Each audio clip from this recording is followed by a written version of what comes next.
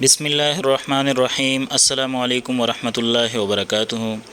پیارے اسٹوڈنٹس، کیسے ہیں آپ؟ امید رکھتا ہوں آپ سب خیریت سے ہوں گے۔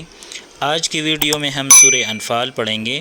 سورہ انفال آیت نمبر 1 تا 10 یعنی رکوع نمبر 1 پڑھیں گے آج۔ سورہ انفال مدینہ منورہ میں نازل ہوئی، اس لیے یہ سورت مدنی ہے۔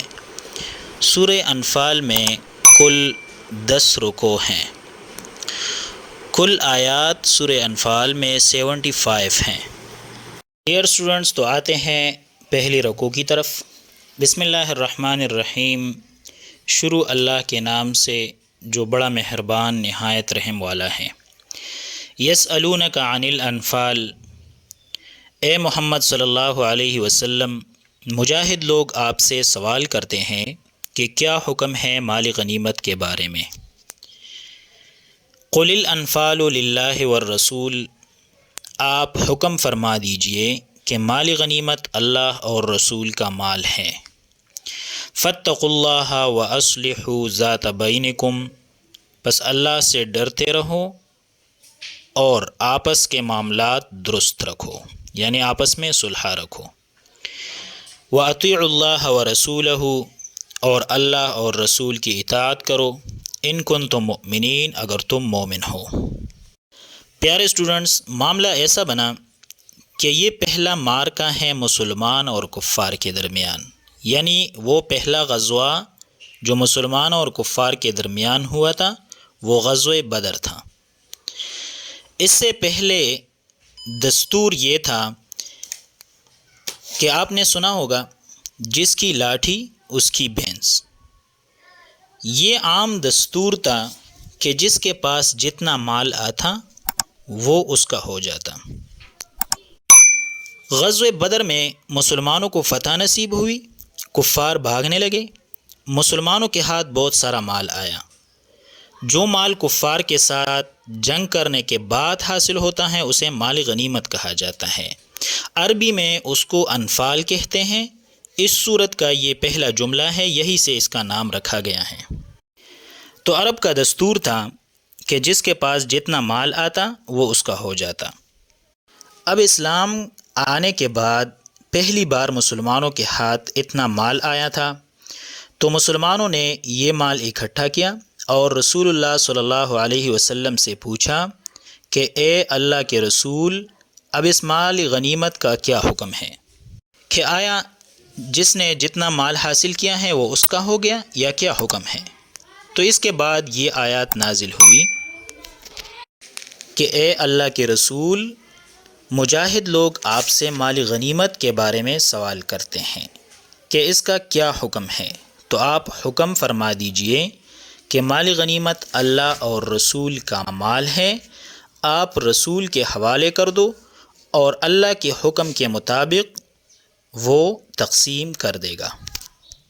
تو اس پہلی آیت میں مال غنیمت کے بارے میں حکم فرمایا گیا کہ یہ اللہ اور رسول کا مال ہے، اللہ کے حکم کے مطابق رسول اسے تقسیم کرے گا۔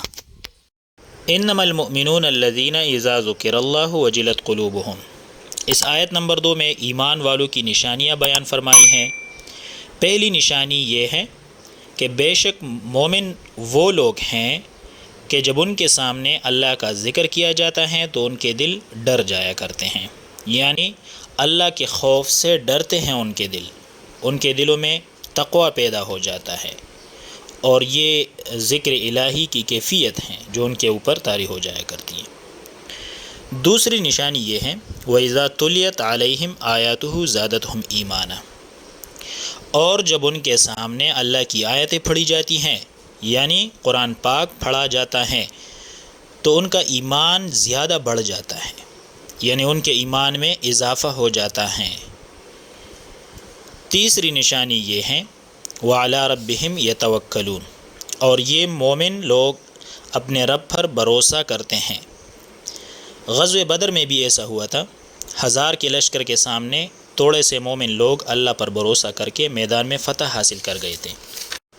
الذین یقیمون الصلاۃ ومما رزقناہم ینفقون، الذین یقیمون الصلاۃ، مومنوں کی چوتھی نشانی یہ ہے کہ وہ نماز قائم کرتے ہیں۔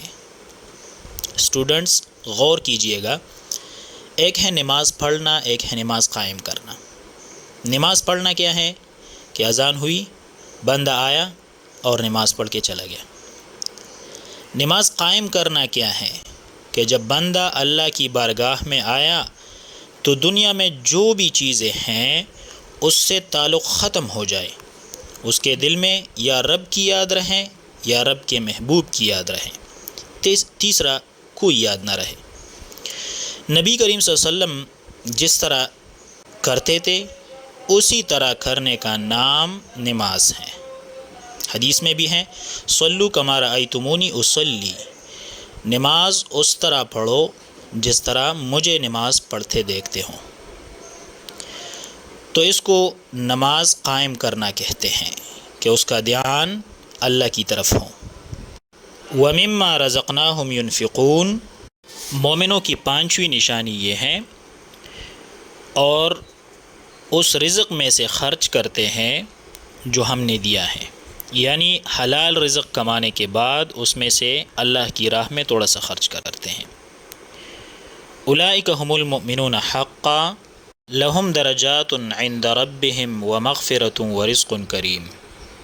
آگے بتایا کہ یہی لوگ سچے مومن ہیں، ان کے لیے ان کے رب کے ہاں بڑے درجے ہیں اور بخشش اور عزت کی روزی ہے۔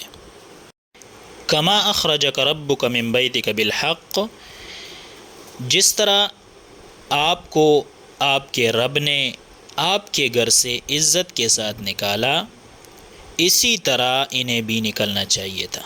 وَإِنَّ فَرِيقًا مِّنَ الْمُؤْمِنِينَ لَكَارِهُونَ، اگرچہ مومنوں کی ایک جماعت اس سے ناخوش تھی۔ معاملہ کیا ہوا، مسلمانوں کا ابتدائی دور ہے اور مسلمانوں پر غربت اور تنگی کی کیفیت ہے۔ نبی کریم صلی اللہ علیہ وسلم کو خبر پہنچتی ہے کہ ابو سفیان 40 آدمیوں کے ساتھ شام سے مکہ جا رہا ہے اور ان کے پاس اونٹ موجود ہیں جن پر سامان تجارت بھی ہے اور مال و دولت بھی ان کے پاس ہیں۔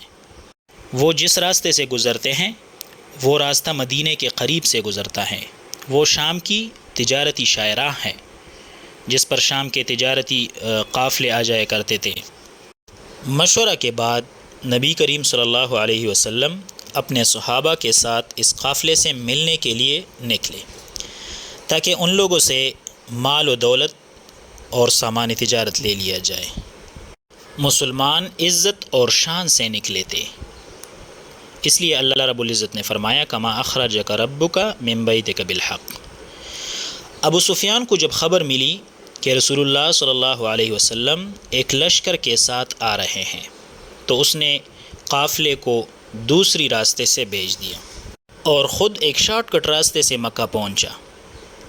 مکہ سے ابو جہل کے ساتھ 1000 کا لشکر تیار کر کے حملہ کرنے نکل گئے۔ تو اب مسلمانوں کی تعداد 313 تھی اور کفار 1000 ہو گئے۔ تو مومنوں کی ایک جماعت اس سے ناخوش تھی، انہوں نے کہا کہ اتنی بڑی لشکر کے ساتھ کیسے لڑ سکتے ہیں ہم؟ یجادلونک فی الحق بعد ما تبین کانما یساقون الی الموت وهم ینظرون۔ اے محبوب، یہ لوگ آپ سے جھگڑا کرتے ہیں حق بات ظاہر ہونے کے بعد، جیسا کہ وہ موت کی طرف دھکیلے جا رہے ہوں اور وہ اس موت کو دیکھ رہے ہو۔ وَإِذْ يَعِدُكُمُ اللَّهُ إِحْدَى الطَّائِفَتَيْنِ أَنَّهَا لَكُمْ، اب ان کی کیفیت بیان فرماتے ہیں، اور یاد کرو جب اللہ تم سے وعدہ فرماتا تھا کہ 2 گروہوں میں سے ایک گروہ تمہارا مسخر ہو جائے گا۔ وَتَوَدُّونَ أَنَّ غَيْرَ ذَاتِ الشَّوْكَةِ تَكُونُ لَكُمْ، اور تم یہ چاہتے تھے کہ بغیر ہتھیار والے تمہارے لیے ہو جائیں۔ 2 گروہ تھے، ایک گروہ وہ 40 آدمیوں والا جو سامان لے کے جا رہے تھے، دوسرا گروہ جو ابو جہل کے ساتھ مکہ سے آئے تھے۔ اب ان 2 گروہوں میں سے تم یہ چاہتے تھے کہ یہ 40 آدمیوں والا گروہ آپ کے لیے ہو جائے۔ وَيُرِيدُ اللَّهُ أَن يُحِقَّ الْحَقَّ بِكَلِمَاتِهِ وَيَقْطَعَ دَابِرَ الْكَافِرِينَ، اور اللہ چاہتا تھا کہ حق کو ثابت کر دے اپنی نشانیوں سے اور کافروں کی جڑیں کاٹ کے رکھ دے۔ لیحق الحق ویبطل الباطل ولو کرہ المجرمون، تاکہ حق کو حق کر دے اور جھوٹ کو جھوٹ کر دے اگرچہ مشرک اس سے ناخوش کیوں نہ ہو۔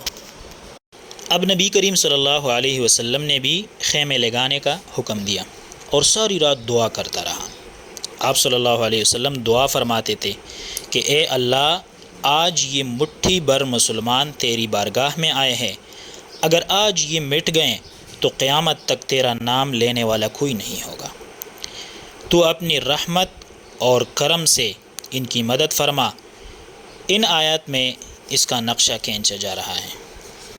حضور صلی اللہ علیہ وسلم ساری رات دعا فرماتے رہے۔ صبح ہوئی نہیں تھی کہ جبرائیل خبر لائے کہ اے پیغمبر، آپ نے پریشان نہیں ہونا، اللہ نے فرمایا ہے کہ میں 1000 فرشتوں سے آپ کا مدد کروں گا۔ تو اس کے نتیجے میں مسلمانوں کو فتح نصیب ہوئی۔ ڈیئر اسٹوڈنٹس، یہاں تک ہمارا پہلا رکوع کمپلیٹ ہو گیا۔ اس کو غور سے سنیے گا تاکہ آپ کو کسی قسم کی کسی سوال کے جواب دینے میں کوئی پریشانی نہ ہو۔ انشاءاللہ نیکسٹ ویڈیو میں نیکسٹ رکوع کے ساتھ حاضر ہوں گے۔ تب تک کے لیے اللہ حافظ۔